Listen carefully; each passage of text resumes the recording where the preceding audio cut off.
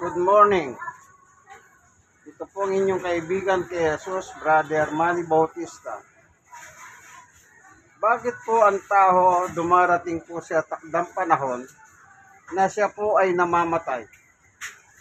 Ano po ba ang turo at aral ng Panginoon Diyos sa ating mga tao bago po tayo darating sa ating katakdahan ng ating buhay? So yan po ngayon ang ating papaksayin sa ating video. Hindi po ba pwedeng hindi na mamamatay ang tao? Bakit po namamatay ang tao?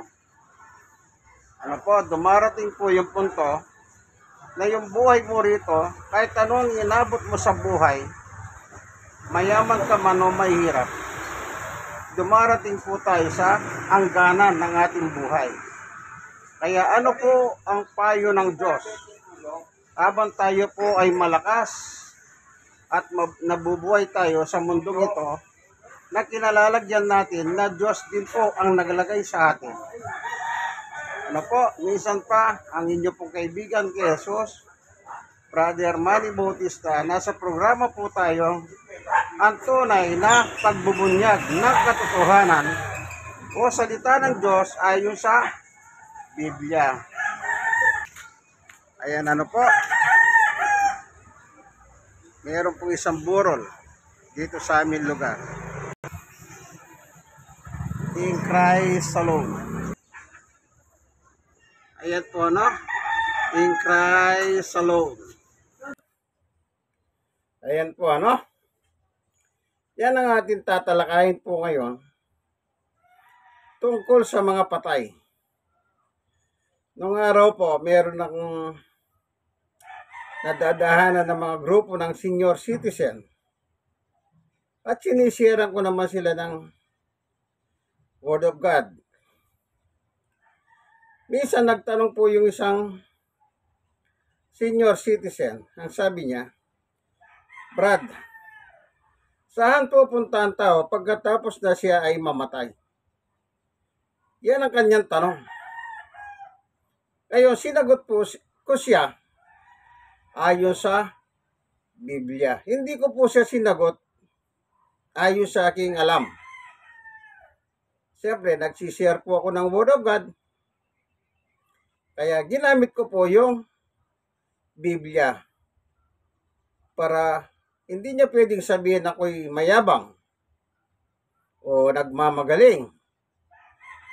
Bagamat senior na rin po ako, pero mas senior yan sa akin. At yun ay isang kapanalig ng isang reliyon. Ano po, na lagi niya sinasabi, nakikinig siya doon sa kanyang leader, which is yung kanyang leader po namatay na sa COVID-19 sa Brazil. Kanya lang sabi niya, hindi lang ako masyado sa mga verse, chapter and verse, pero alam ko yung mga kasulatan. Ano po, kaya yan po ang ating papaksahin. Saan ba patungo ang patay? O yan po ha. Kunin natin yung Biblia. Panginoon Diyos, samahan mo po kami sa aming pag-aaral ng iyong salita. Sapagkat ang iyong salita ay tunay na mapapanaligan namin. Buksan mo po ang mga puso't isip ng bawat isa na nakikinig ng video kong ito. Kung sila man po ay may bigat sa kabuhayan, yung paghahanin. At kung may mga sakit, yung pagalingin. Salamat po sa ngalan ni Jesus. Amen. Ngayon, yung munang payo ng Diyos habang tayo nabubuhay. Ano po? Habang tayo nabubuhay. Ano pong sabi rito?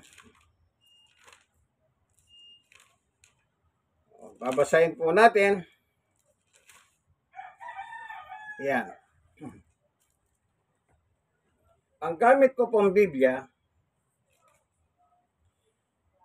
salita ng Diyos, Biblia. Ano po? Yan.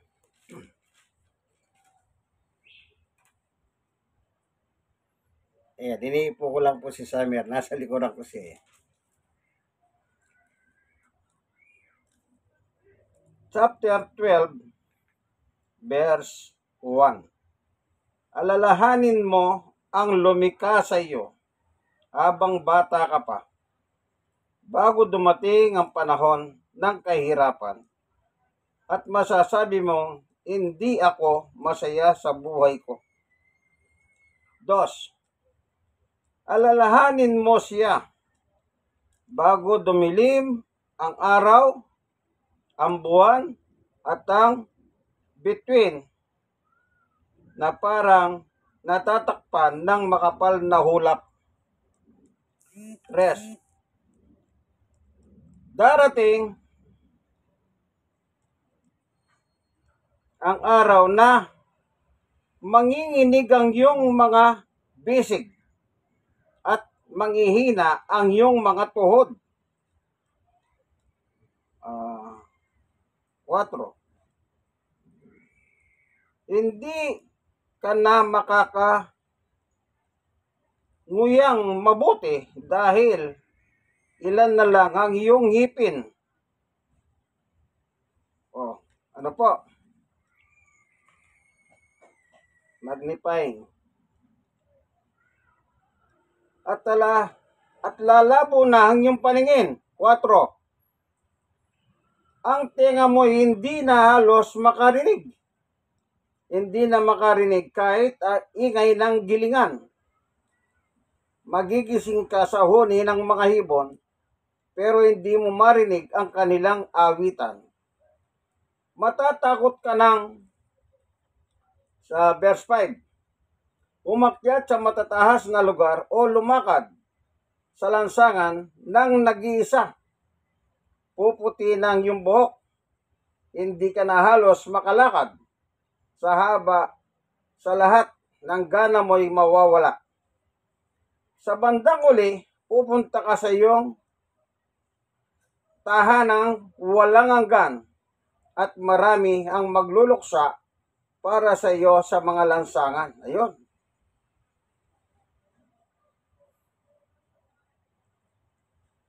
Ano po?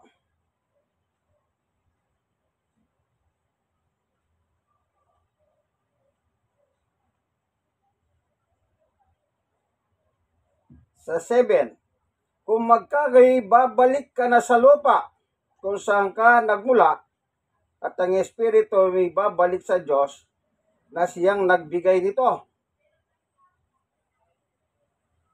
8. Ako na, mangangaral, sinasabi ko, walang kabuluhan, tunay na walang kabuluhan ang lahat. Yon. Ipinapakita po ng Panginoon Diyos sa pamamagitan ng kanyang mangangaral. Ano ang turo niya sa verse 1? Maliwanag po. Alalahanin mo ang lumikha sa iyo habang bata ka pa, bago dumating ang panahon ng kahirapan at masasabi mong, hindi ako masaya sa buhay ko. Sino po ba yung lumikha sa atin? Tayong mga tao. Dito po sa Genesis, meron po nakasulat ng ganito.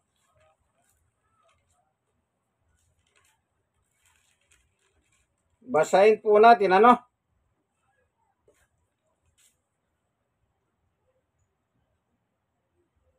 Sa Genesis 2:7, nilikha ng Panginoon Diyos ang tao mula sa lupa. Hiningan niya niya sa ilong ang tao nang hiningang nagbibigay buhay, kaya ang taho'y naging buhay na nilalang. Ang Diyos po pala ang lumikha sa atin. Ulitin natin. Nilikha ng Panginoon Diyos ang tao mula sa lupa. Kaya doon sa mangangaral, bago bumalik ka sa lupa, anong sabi niya?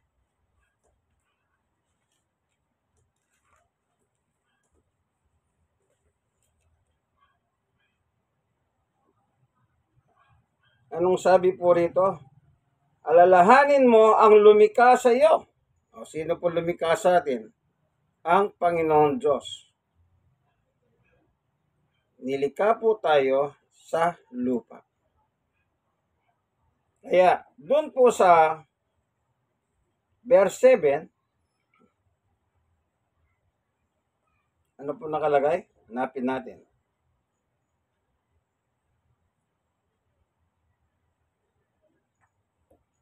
Kung magkagayon, babalik ka sa lupa kung saan ka nagmula. At ang espiritu mo'y babalik sa Diyos na siyang nagbigay nito. Yan. Ano po? Maliwanag, ginawa tayo sa lupa, babalik tayo sa lupa. Yun din po ang sinabi kay Adan nung sila po ay magkasala. Kaya sabi ng Panginoon Diyos sa kanya ay ganito naman. Ito po ano.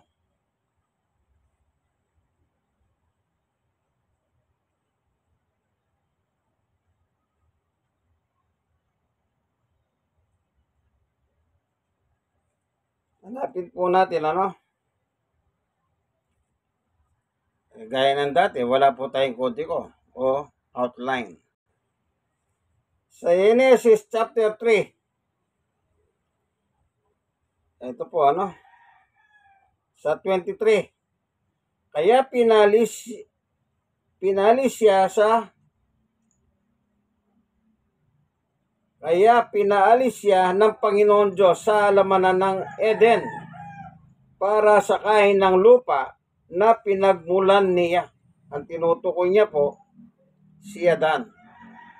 Sa lupa ka galing, sa lupa ka babalik.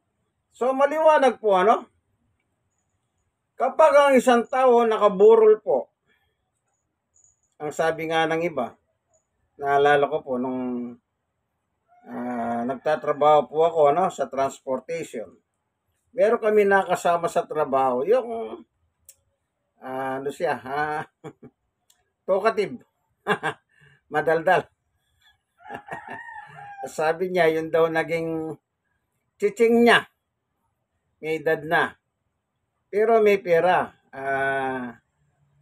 Thailander. Sabi niya, amoy lupa na. Sabi niya po, mapagbiro lang naman yun, ano? Buhay pa yung chiching niya kasi may edad na.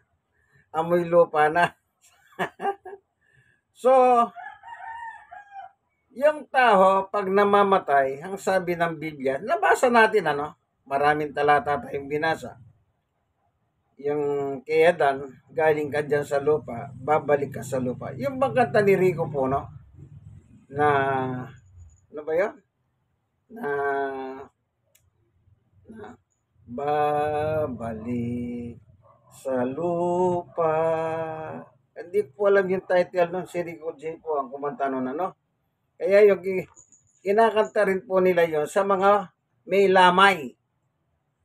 Yung hawitin na gano'n na kanta ni Rico J. Yung babalik ka rin sa lupa. Yung ganun po, kung naalala nyo po yun, ano, yan. Kaya naalala ko po nung nabubuhay pa si Rico J po, no. Kapag wala po si Willie Rebillame sa kanyang programa, Wawawin, ang pumapalit po sa kanya si Rico J po, no. Tapos napanood ko minsan si Willie, sabi niya,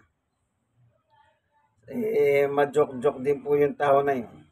Na yung awitin ni Rico J po, no, ay pangpuninarya kanya.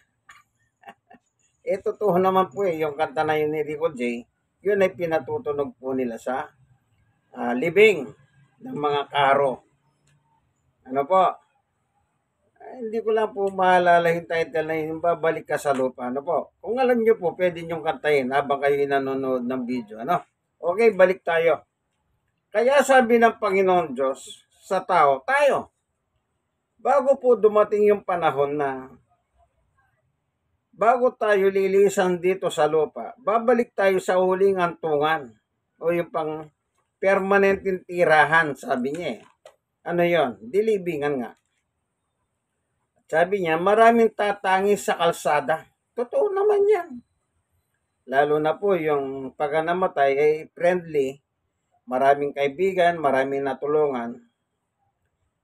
Ibig sabihin ganon, marami pong umiiyak talaga. Iniiyakan po nila ang kanyang pagyaho. Ano po, nangihinayang sila, nagyaho na. Kasi bakit? Yun nga po, matulungin siya, no?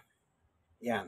Pero sabi ng Diyos, bago dumating yung ganitong buhay natin, yung takot ka nang umakyat sa mataas, takot ka nang maglakad mag-isa sa kalsada, na yung nabungi na yung mga ipin mo, yung hindi mo na madama ang sarap ng pagkain, yung sexual mo na wala na rin. Ang sabi ng Diyos, alalahanin mo ang lumikha sa iyo. Alam niyo po, ako lagi ko sinasabi pag meron akong bina-Bible study sa mga matatanda. Nasa tamang edad na po tayo, matanda na tayo. Panahon na upang ipaglingkod natin ang ating nalalabing buhay sa Panginoon Diyos. Bakit po? Yun nga po ang sabi ng mangangaral. Anong sabi po? Alalahanin mo. Meron ka palang alalahanin. Abang ikaw ay malakas pa, parang bata, sabi niya. Yung ibig sabihin ng parang bata, hindi ka bata, matanda ka na nga eh, pero may lakas ka pa. Ibig sabihin yun po, alalahanin mo ang lumikha sa iyo habang bata ka pa. Yung bata ka pa, yung may kakayahan ka pa, yung malakas ka pa. Yun ang sinasabing bata. Hindi batang isip. Iba po yun. Ano nakalagay? Sunod-sunod dito, Bago dumating ang panahon ng kahirapan, talagang pagka matanda ka na, may kahirapan na po talagang buhay. Totoo yan. Yung nagagawa mo nung teenager ka, ay hindi mo na magawa. Konting ka na lang. Konting galaw-galaw na lang. Sabi nga, galaw-galaw nang wag pumanaw. Sabi po ng jeepney caller, galaw-galaw, yung magpapasakay nang wag pumanaw. Iba rin naman ang mga birada ng mga caller ng jeep. Sa to, alalahanin mo siya bago dumilim ang araw, buwan, at ang between na parang natatakpan ng makapal na ulap. Yun po yung pagpanaw. Yung pag nasa nicho ka na, madilim ng lahat. Hindi naman po pwedeng abang nasa nicho ka, lalagyan nila ng ilaw. Bombilya. Wala pong ganon. Yun, po? Bago, sabi niya magdilim. Okay? Ano pa? Ito pa. At rest, darating ang araw na manginginig ang iyong mga bisig at manghihina ang iyong mga tuhod. Yun, totoo talaga yan. Ako nanghihina na po yung tuhod ko. Kasi senior na po ako. Ito nga po, medyo, ewan. Yun, tama po ang sinabi ng Panginoon Diyos eh. Tama. Ano pa? 4. Ay ano pa po, may nakadugtong pala ron, tuhod. Hindi ka na makakanguya. Makakanguyang mabuti dahil ilan na lang ang iyong ipin at lalabo ng iyong paningin. Yun. Yung, ako po, nahirapan na ako kumuya. Kumisa para at saka yung po nakalagay,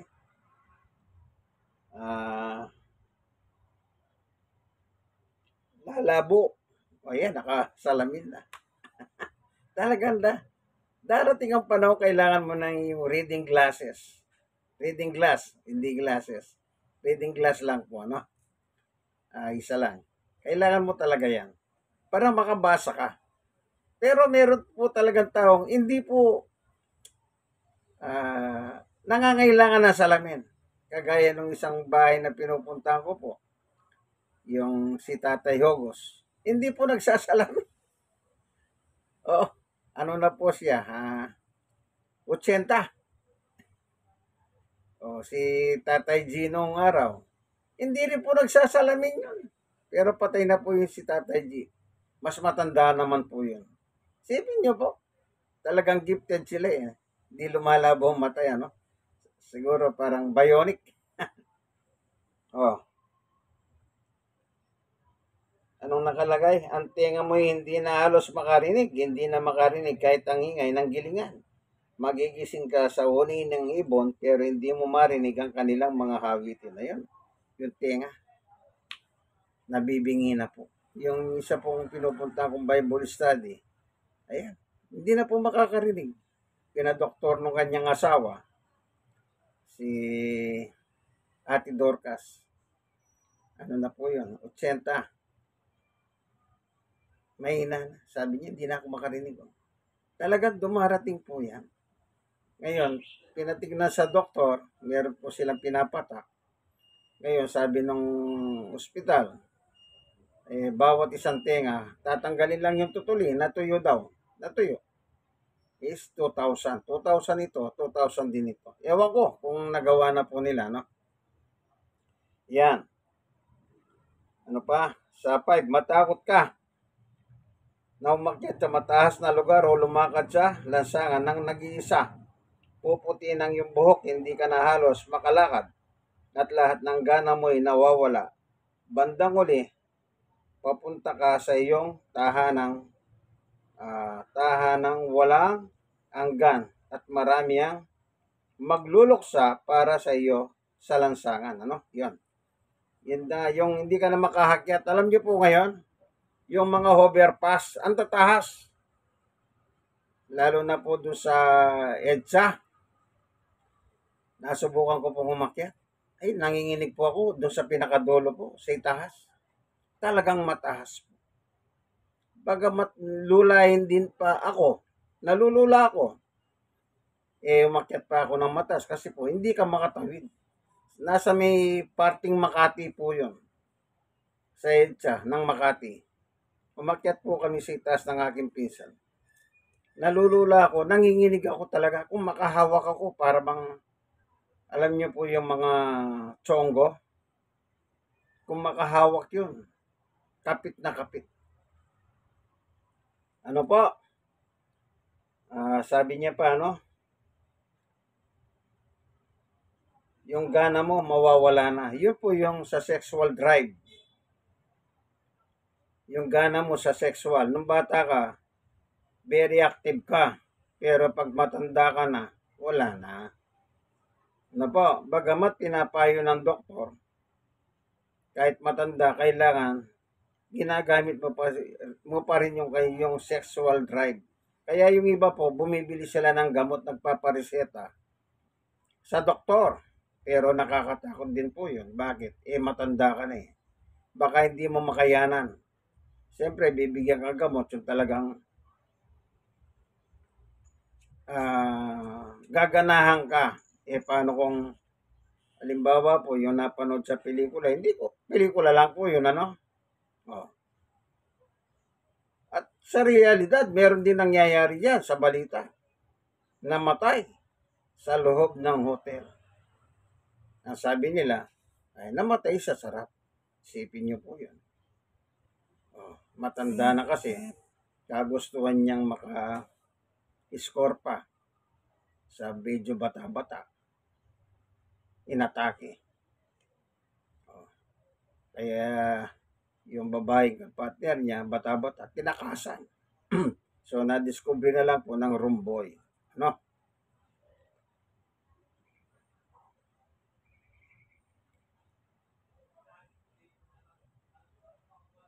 Sabi sa 7, kung magkagayoy, babalik ka sa lupa kung saan ka nagmula at ang espiritu mo'y babalik sa Diyos na siyang nagbigay nito. Yan. Yung panguli, yung katawan mo babalik na sa lupa, sabi niya. Sa verse 7, ano po? Yung espiritu mo babalik sa Diyos na nagbigay sa iyo. Ayun, bakit po babalik sa Diyos yun? Yun po ang tatanggap ng hatol. Yun po ang tatanggap ng hatol. Yung espiritu mo. Yung katawan mo, may iiwan sa libingan, at yung espiritu mo ang tatanggap ng hatol. Ngayon, balik tayo doon sa nagtanong. Brad, saan ba pupunta ang tao pagkatapos na siya ay mamatay?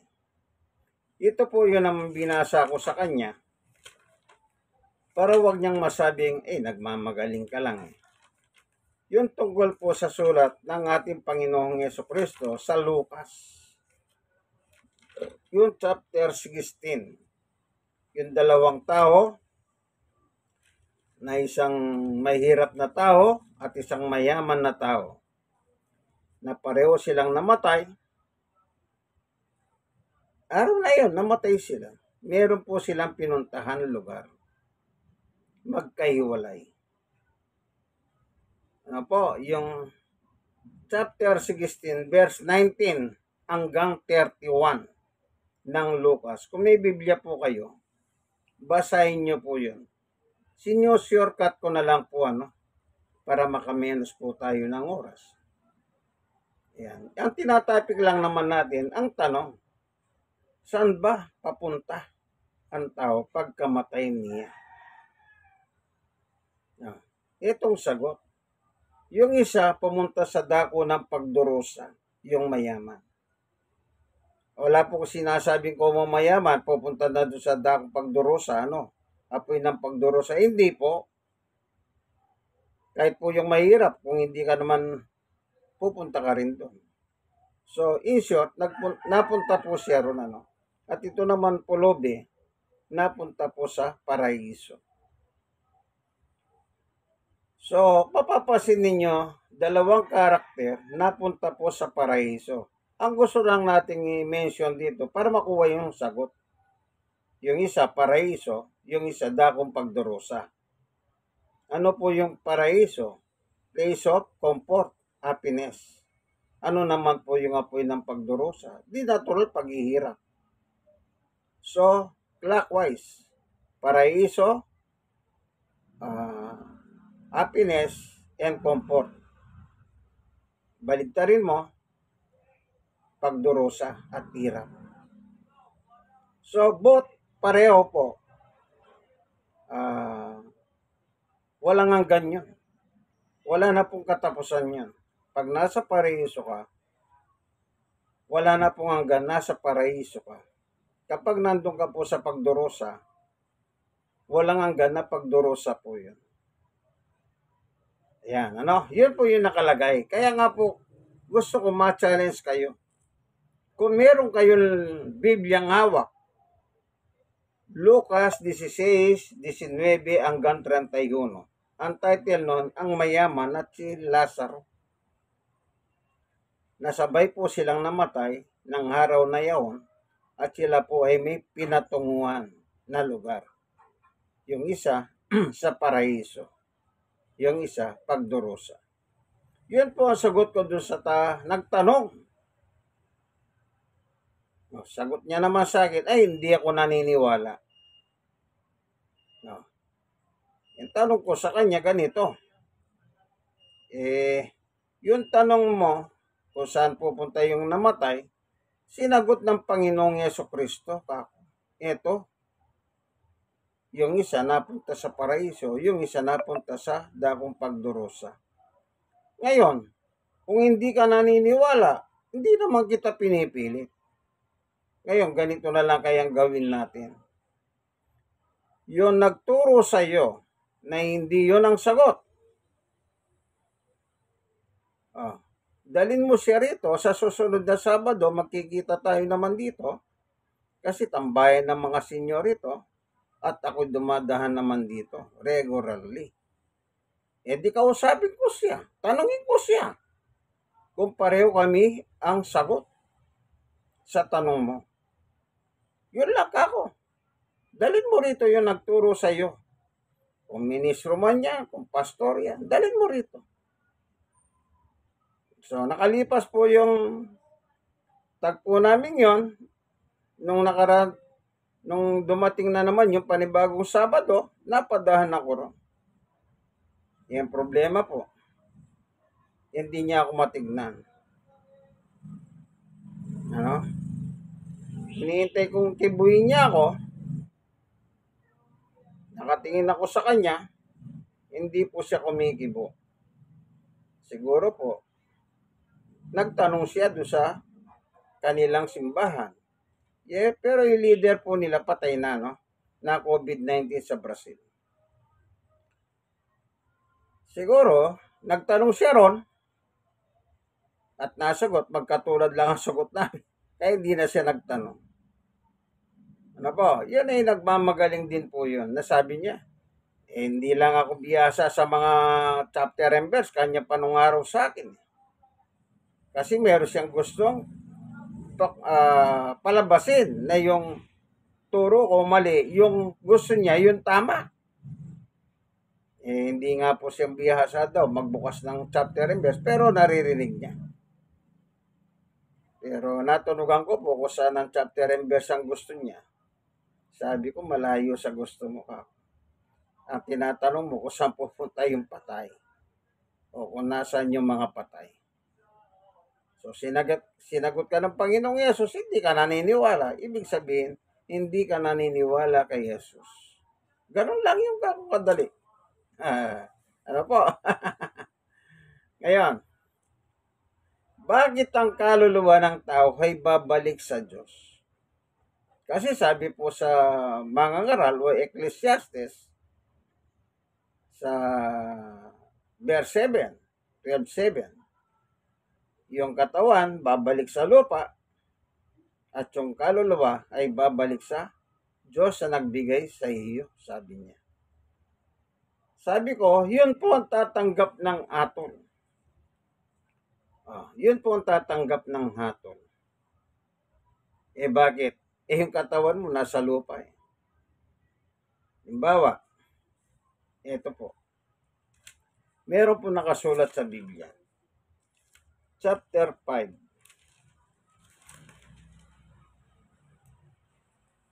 ng 1. Bago natin basahin itong chapter 5, ano? Basahin muna natin yung dito sa Hebreo. Meron po nakalagay dito. Hebreo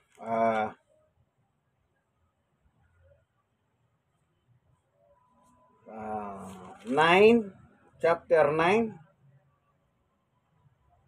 27. Ito po.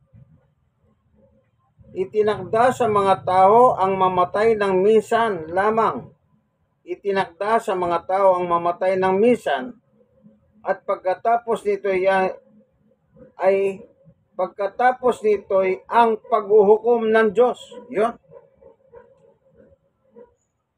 Once na namatay ang isang tao, yung katawan po may iwan dito. Yun po yung pinaglalamayan. Automatically, pag umiwalay na po yung buhay ng tao, yung espiritu, ganun po, nandun na. Ganun po kabilis yun. Kasi po, hindi po yun nasasakop ng gravity. Itong katawan natin, nasasakop ng gravity. Kaya hindi po alis yung katawan natin. Nandito lang. Pero yung espiritu, yung kaluluwa, hindi po sakop ng gravity. Kaya antimano, right away, iiwalay po yan. So, isang ganun lang. Nandun na po sa paghuhukom ng Diyos.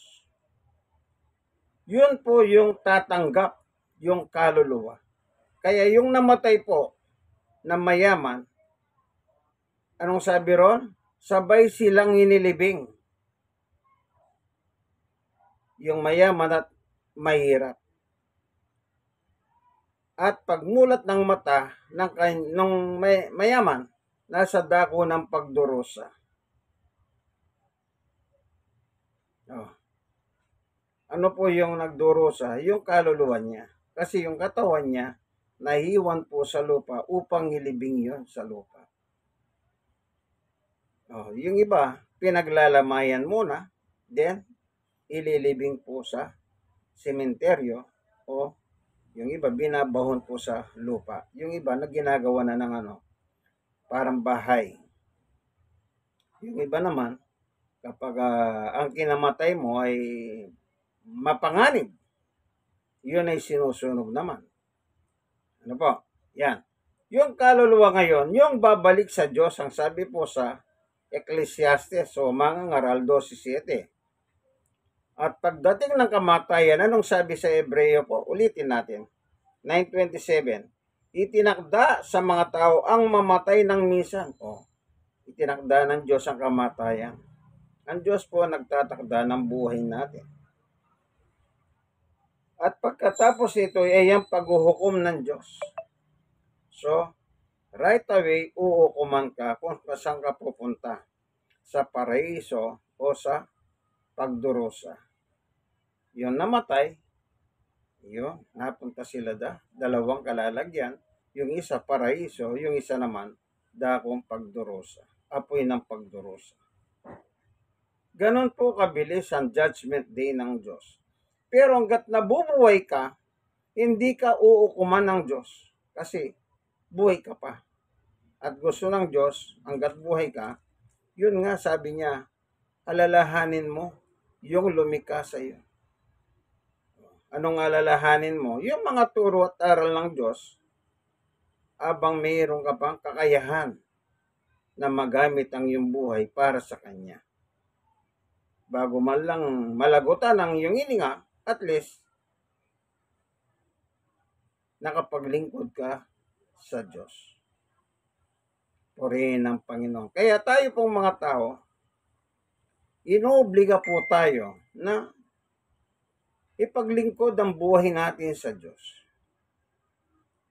Ano po? Huwag po yung mga material na bagay dito sa lupa. Kailangan po yung mga bagay na panlangit ang isa po isip at isagawa natin habang tayo ay nabubuhay. Tignan niyo po ang turo ni Apostol Pablo. Dito po sa Colosas, ganito po ang kanyang pagtuturo. Ano po? So, nakita niyo po sa picture kanina, meron po nakaburol. At nagpaalam naman ako na magbibideo po ako kasi baka magalit. 3. Colosas 3:1. Kaya, binuhay nga kayong muli kasama ni Kristo, kaya sikapan ninyong makamtan ang mga bagay na nasa langit, kung saan naroon si Kristo nakahupo sa kanan ng Diyos. 2. Doon ninyo ituhon ang isip nyo at hindi sa mga makamundong bagay. 3. Sapagkat namatay na kayo sa dati ninyong buhay, at ang buhay ninyo ngayon ay nakatago sa Diyos kasama ni Kristo. 4. Si Kristo ang buhay nyo, at pagdating ng panahon na mahayag na siya, mahayag din kayo at makikibahagi sa kapangyarihan niya at karangalan. Amen. Kaya hanggat dito po tayo, malakas pa tayo, kagaya ng sa bata, sabi niya, tanggapin na po natin ang ating Panginoong Jesucristo. Ano po? Ayan o, in Christ alone, ang ating tagapagligtas at ang tagapamagitan natin sa Diyos. At ang magdadala sa langit, wala pong iba kundi ang ating Panginoong Jesucristo. Yan na po, nakasulat o, dalawa o, in Christ alone, Acts 4:12. Ano po? Kaya habang nabubuhay ka, isuko mo ang buhay mo kay Jesus. Tanggapin mo si Jesus sa iyong buhay bilang Panginoon at tagapagligtas ng iyong buhay. Kagaya na nakapako sa cross, yung isang kriminal. Bago malagutan ng hininga, ayon, na isinuko ng buhay niya kay Jesus. Naniwala siya kay Jesus. Kaya sabi niya, Jesus, salalahanin mo ako kapag nandun ka na sa iyong kaharian. Ano sagot ni Jesus? Ngayon din, isasama kita sa paraiso. Kumbaga po sa basketball, last 2 minutes, lamang yung kalaban, pero nung narinig nyo po yung last 2 minutes, para kayong na-energize. Bigla kayong bumawi at nanalo kayo. Ano po? Yung nakapako, wala na po siya magagawa ron. Nakapako na siya. Nakapako sa kamay, nakapako sa paa. Paano mo bubunutin yung mga pako na yon? Mismo itong kamay mo, nakapako. Ano yan? Wala po. Wala na magagawa. Kaya, tinignan niya si Jesus. Jesus! Ayan. Di po ba? Kahit sa huling hininga ng iyong buhay, pwede ka palang lumapit kay Jesus. Naalala ko po yung meron pong nakiusap sa akin. Gabi po yun, natutulog na ako. Merong pumunta rito na tinatawag po ako. Sabi nila, Pastor. Kasi ang tawag po nila sa akin, Pastor. Dito sa lugar namin, ang tawag sa akin, Pastor po. Kasi alam nila na mangangaral ako ng salita ng Diyos. Kaya yan po ang nagiging title ko rito. Kaya pag hanapin mo ko sa amin, hanapin mo lang saan ang bahay ni Pastor. Alam na po nila kung sino yun. Ako po yun. Brother Manny Bautista. Hindi po ko sinasabing pastor ako. Sila po nagsasabi. Ngayon, tinatawag nila ako gabi na. Natutulog ako, sabi ni Sister Baby, ay bakit? Kasi nga, meron pong isang taong naghihirap na ipagdadasal. Buhay pa, hindi pa patay Kasi pag patay, di ko naman ipagdadasal, patay na yun So, sa madalit salita, ginising po ako ni Sister Baby. Bakit ano ba yan ka ako? At tuloy, yung pamangkin ni Sister Baby, sinundo rin ako. At may motor naman. Yun nga, nagpunta kami doon sa naghihingalo. So, nung nandun na kami, sabi ko sa pamilya, ano bang gusto niya? Alam niyo, ano po sagot ng pamilya? Gusto na namin siyang mamatay. Hallelujah! Para bang ako yung sintesyador sa loob-loob ko. Sintesyador ako nito. Gusto na nilang mamatay. Sabi ko, sige ka ako, bakit? Tinanong ko, bakit? Hirap na siyang huminga nakita ko po naman, may oxygen na. Hirap pa rin siyang huminga. Meron po talagang ganun pala, na meron ka ng, alam ko, pagka hirap kang huminga, sasalpakan ka lang ng oxygen dito. Aayos ka Pero siya hindi Nakasalpak na yung oxygen, di pa rin siya mahayos Nakikita ko, hirap na po talaga. So, ganun pa man, sabi ko sa kanya,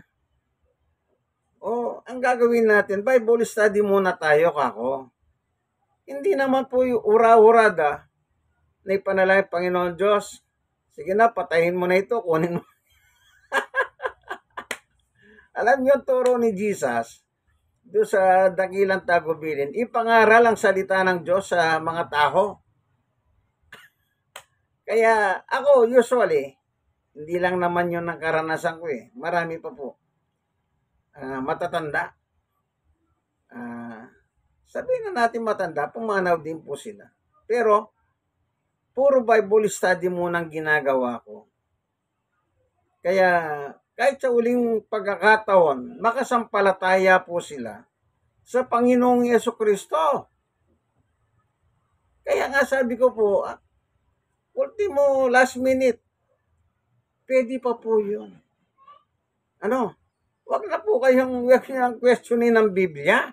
Nakalagay na nga sa Biblia yun Yung iba po, ang dami pang kung ano-anong mga ginugulo lang nila ang sarili nila Ano po?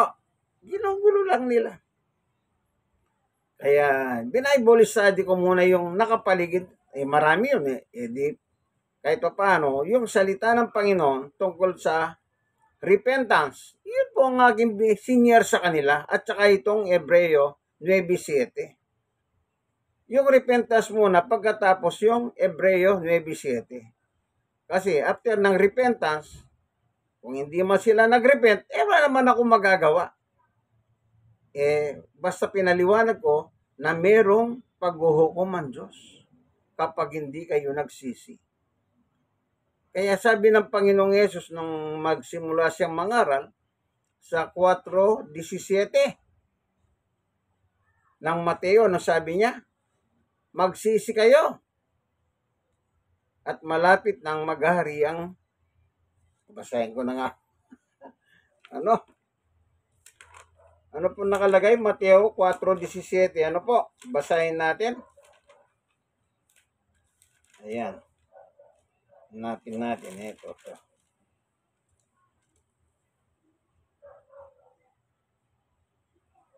Simula noon, nangaral na si Jesus at ito ang kanyang mensahe. Pagsisiyan na ninyo ang inyong mga kasalanan dahil malapit na ang paghahari ng Diyos. Hindi ka paghaharian ng Diyos hanggat hindi ka nagsisisi. Yan po ang message. Kaya kailangan pagsisisi muna ang dadalhin mong mensahe, then later on ay ang paghuhukom. Kaya after ng Bible study, ang sabi ko po doon sa yung pasyente nila, yung tatay nila, sabi ko, humingi ka ng tawad sa Diyos. Kung ano yung naalala mong mga kasalanan mo, kahit sa isip mo lang, dahil hindi ka na makapagsalita, dahil huminga ka, nahihirapan ka, sabihin mo sa Diyos, alam naman ng Diyos, alaman ng puso mo at ang isip mo Then tanggapin mo si Jesus sa iyong buhay ka. Ayan. Then nagpray po ako. Sabi ko, nagpasalamat ako sa Diyos. Then sumunod ka sa aking panalangin ka ako. Ayan. After that, nagawa ko na po yung tungkulin ko. Pero hindi ko hiningi sa Diyos na mamatay na siya. Kasi hindi ako executioner. Ano po? Kasi gusto nila, anong gusto nyo? Mamatay na. Hallelujah! Kasi po naman sa itsura, talagang, kung uso lang ang mercy killing dito sa Pilipinas, baka sinabi na nila sa ospital, sige po, i-mercy killing nyo na lang po. Sa Amerika, uso po yung mercy killing. Depende po sa sitwasyon. Depende. Yan. Kaya, natapos na po ako, nagbigay sila ng pamasahe. Sabi ko, ilagay niyo po sa sobre ka ako. Hindi ko po yung ginuwang yung pera, yung kinuha, hindi. Sabi ko, ilagay niyo sa sobre. Yun po, pamasahe ko daw po. Papasalamat sila at nakarating ako, So, kaibigan, hanggang dito na lamang po, ang aking munting video. Ano po? O baka naman tanong nyo, namatay po ba? Opo, namatay siya. Mga ilang araw lang po. Mga 2 days yata, pumanaw na po. Pero at least, bago man lang siya pumanaw, tumanggap siya kay Jesus. Ano po? In Christ alone. Salamat, Panginoon, sa katotohanan na reveal mo sa amin na yung palang tao bago kami papanaw o ano man yung mangyari sa amin, dapat, lalo pag kami matanda na, alalahanin namin ang yung mga turo at aral habang kami nabubuhay. Salamat po, Panginoon, yung mga nanonood ng video, kung sila man po ay may kabigatan sa buhay, yung paghahanin, kung sila man po may sakit, yung pagalingin. Tunay nga po sa iyo, Diyos, sa iyo walang imposible. Maraming salamat po, Ama, sa ngalan ni Jesus. Amen. Ayan, nakangiti na po ako. Kaibigan, alam mo na yan. Like and Share. Yan. Share lang po. Malay ninyo makatulong po kayo. Ano? Kayo ng mga nasharean, i-share nyo rin po. Like and share din. Kaibigan. Ano po? Subscribe. Ito po ang inyong kaibigan kay Jesus, Brother Manny Bautista. Nasa programa po tayong ang tunay na pagbubunyag ng katotohanan o salita ng Diyos ayon sa Biblia. Ano po? Hanggang dito na lamang. God bless us all. God is good all the time. All the time, God is good. Amen? Amen.